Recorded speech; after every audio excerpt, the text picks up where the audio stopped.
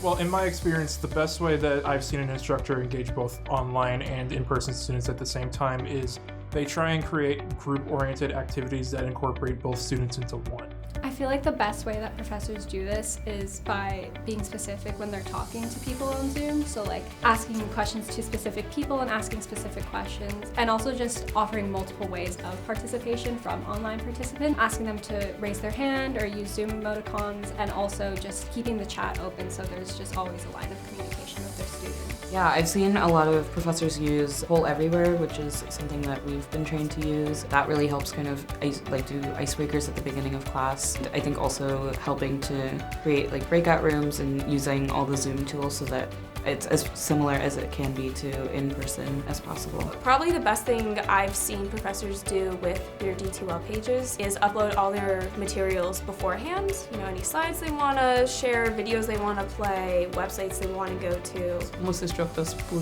put out announcement instead of sending a broadcast email. They just put out an announcement there pertaining whatever subject or concern that arise at that point in time.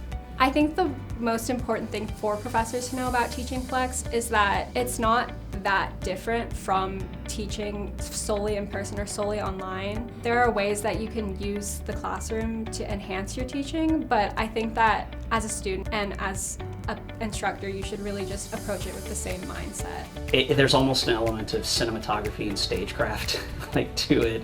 You know, you have to know how to hit your mark. You have to know where the camera is, shuttling back and forth between, you know, knowing how to, you know, address students and things like that. I think the most important thing professors should be aware of in teaching in flex classrooms is that there's always the possibility that something will go wrong. It's just inevitable. Technology fails us all the time. I think just being open to the fact that that might happen and being able to be flexible if a hiccup happens, I think that goes a long way. Frankly, there's not a lot of things that you have to do to prepare in a flex classroom that are different than you would be doing to prepare for a regular face-to-face class. The exception would be is that prior to a teaching session, I would be preparing what are the handouts that I want to share with the students. And if I'm going to do physical handouts in the class, I'm going to have an electronic version that I'm sharing with the OLA prior. And I'm going to be asking the OLA to be prepared to share this handout or put this particular image on the board for people to see. So I think the most uncertain thing people have a lot about online learning is that it won't be the same as in person, so trying to really incorporate as much as you can and be as interactive as you would in the classroom. You know, it is very isolating being an online student, so just having those classroom practices of, oh, well, maybe because you have so many people in person, if someone asks a question way in the back, maybe someone online doesn't catch it because the microphone doesn't catch it. As a professor, repeating what that question was or what that comment was so that everyone online could hear it is really helpful. So one of the features on Zoom that I really like using is a little feature called Spotlight. What that does is you click over any participant's name and there's a drop-down option and you can click the Spotlight button.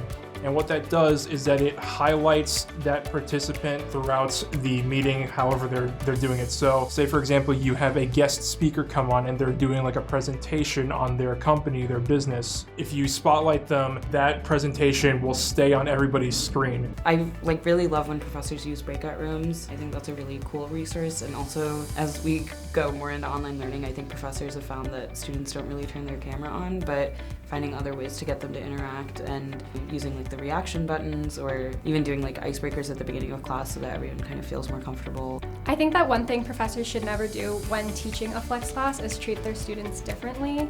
I think it's really important that you treat all your students the same, whether they choose to come in person or online, and just know that they do not necessarily care less if they're showing up online. That just might be what works best for them, and just work to make the classroom as equitable as you can, no matter which modality your students are in.